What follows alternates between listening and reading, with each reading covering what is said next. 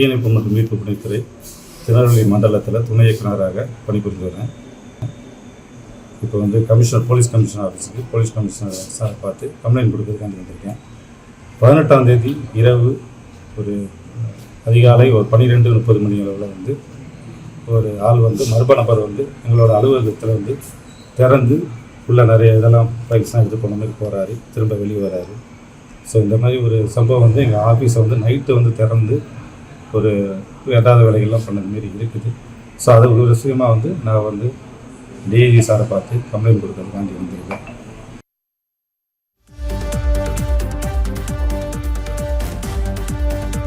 நெல்லை தீயணைப்புத்துறை துணை இயக்குனர் லஞ்சம் வாங்கியது உண்மையா பொய்யா?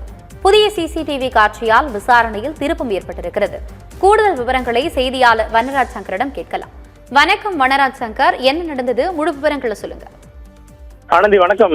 நிச்சயமாக கடந்த 18ஆம் தேதி திருநெல்வேலி மண்டல தீயணைப்புத்துறை துணை இயக்குனர் சரவண பாபு அலுவலகத்தில் லஞ்ச ஒழிப்பு போலீசார் திடீர் சோதனை மேற்கொண்டனர்.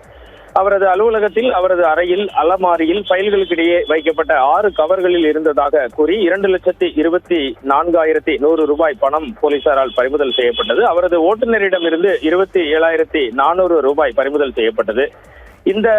இந்த நிகழ்வில் இன்று தொடர்ந்து பல்வேறு பரபரப்பு நிகழ்வுகள் திருநெல்வேலியில் நடந்தேறி வருகிறது. தீயணைப்பு அதிகாரியின் அவரது அலுவலகத்தில் தீயணைப்பு லஞ்ச ஒழிப்புத்துறை சோதனை நடந்த அன்று அதிகாலை 12 மணி அளவில் மர்ம நபர் ஒருவர் அவரது அலுவலகத்திற்கு சென்று 2 வீலரில் வந்த அவர் பண கவர்களை வைத்து செல்லும் சிசிடிவி காட்சிகள் தற்போது வெளியாகி மிகப்பெரிய பரபரப்பினை ஏற்படுத்தி உள்ளது.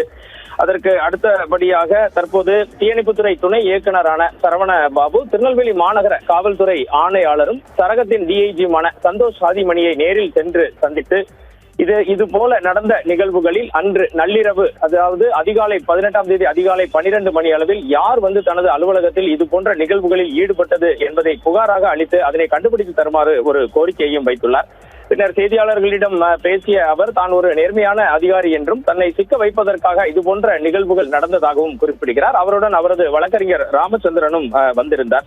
இதனுடைய துணை இயக்குனர் அலுவலகத்திற்கு அருகே எதிர்ப்புறம் உள்ள ஒரு வீட்டின் சிசிடிவி காட்சிகள் தற்போது வெளியாகியுள்ளன. அதில் சோதனை நடந்த அன்று காலை காக்கி கலர் பேண்டும் நீல நிற சட்டையும் அணிந்த ஒரு நபர் 2 வீலரில் தீயணைப்பு அலுவலகம் முன்பாக வருகிறார். 2 வீலரை நிறுத்திவிட்டு ஒரு பையினை எடுக்கிறார். அதிலிருந்து சில கவர்கள் கீழே விழுவதை நம்மால் பார்க்க முடிகிறது. பின்னர் அந்த நபர் அந்த பையுடன் அலுவலகத்திற்குள் சென்று வைத்துவிட்டு 10 நிமிடங்களில் மீண்டும் வெளியேறுகிறார். பார்ப்பதற்கு தீயணைப்பு படை வீரரை போலவே இருக்கும் அந்த நபர் ஏன் நள்ளிரவு 12:10 மணிக்கு அங்கு செல்ல வேண்டும்? அவர் யார்? அவர் என்ன கொண்டு வந்தார் என்பது விசாரணை நடத்தினால் மட்டுமே இந்த வழக்கில் மேலும் விவரங்கள் வெளியாகும் என எதிர்பார்க்கப்படுகிறது. ஆனந்தி, இதனைத் தொடர்ந்தே இன்று திருநெல்வேலி காவல்துறை ஆணையாளரை சந்தித்து சரவண பாபு புகாரையும் அளித்திருக்கிறார். நேர்மையான அதிகாரி என கூறப்படும் சரவண பாபு தனது அலுவலகத்தில் மீட்கப்பட்ட பணத்திற்கும் தனக்கும் எந்த சம்பந்தமும் இல்லை என தற்போது சத்தியம் தொலைக்காட்சியிடம் தெரிவித்திருக்கிறார். தொடர்ந்து நடைபெறும் இந்த நிகழ்வுகள் திருநெல்வேலி மட்டுமல்லாமல் தமிழ்நாடு முழுவதும் மிகுந்த பரபரப்பினை ஏற்படுத்தி இருக்கிறது. தொடர்ந்து இந்த நிகழ்வின் சம்பந்தப்பட்ட விவரங்களை திரட்டிக் கொண்டிருக்கிறோம். ஆனந்தி, தகவல்களுக்கு நன்றி வனராஜ் சங்கர்.